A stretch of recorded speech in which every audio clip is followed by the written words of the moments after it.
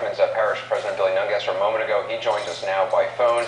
Billy, there was a meeting late today at the Interior Department where they were going to review this. Any word on what happened there? Yeah, they denied it. We've got to wait the 9 to 10 days to build this pipeline. And the same lady that stood up in the meeting in New Orleans that eventually approved the permit, and she kept giving us every reason why we can't do this, is the one that shut us down, that Jane Linder. And to give you the kind of person we're dealing with, she sent an email out today that said, could we possibly move volunteers to shorten that time frame? Obviously, this lady doesn't know what a dredge is, doesn't know what a buried island is. It's a 36-inch steel pipe, lady. You don't move it with volunteers. And the pelican she's worried about, Anderson, you saw that small grass area behind us. This berm, by Friday, would have protected that small, one of the last breeding grounds out there left. With this project being shut down, if that all comes to the chandeliers by Friday, like projected, those pelicans, those breeding grounds will be destroyed because she single-handedly stopped this project. And I want to put her on notice that I will send her those pictures personally, because she will personally be responsible for killing hundreds of pelicans.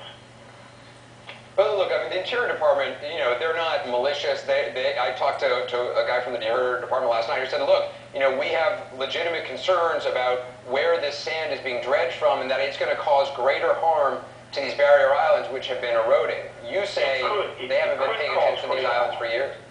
It could. Just like we've been hearing, could, would, should have, maybe.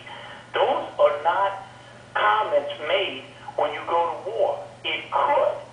You know what? It could rain cats and dogs tonight. Come on, guys. We're at war here. It could. We're going to replace the sand. Let me tell you something, Anderson. I thought about this a little while ago when you talked about the general being replaced. And I don't agree with anybody speaking out that's in the armed forces against our leader and our chief. But I think it's time for the president to take a step back. He's got a bigger problem. Just like the problems we have with the Interior Secretary, with Thad Allen, with everybody, with the administration. The only way anything ever got done was the president coming down himself.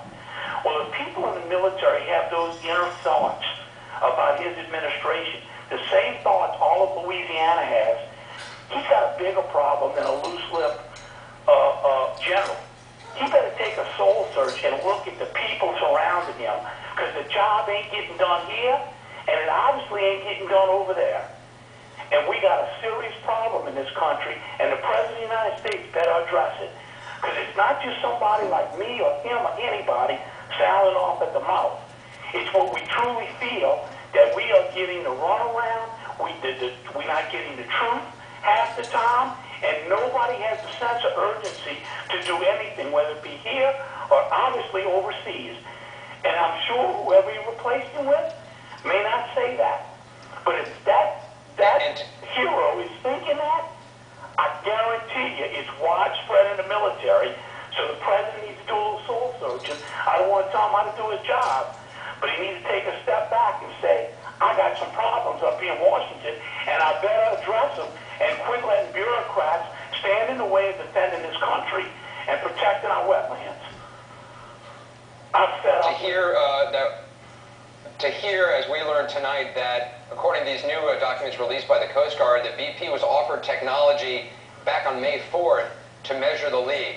And on May 19th, you have Lamar McKay testifying that they don't know about any technology to measure the leak. What do you make of that?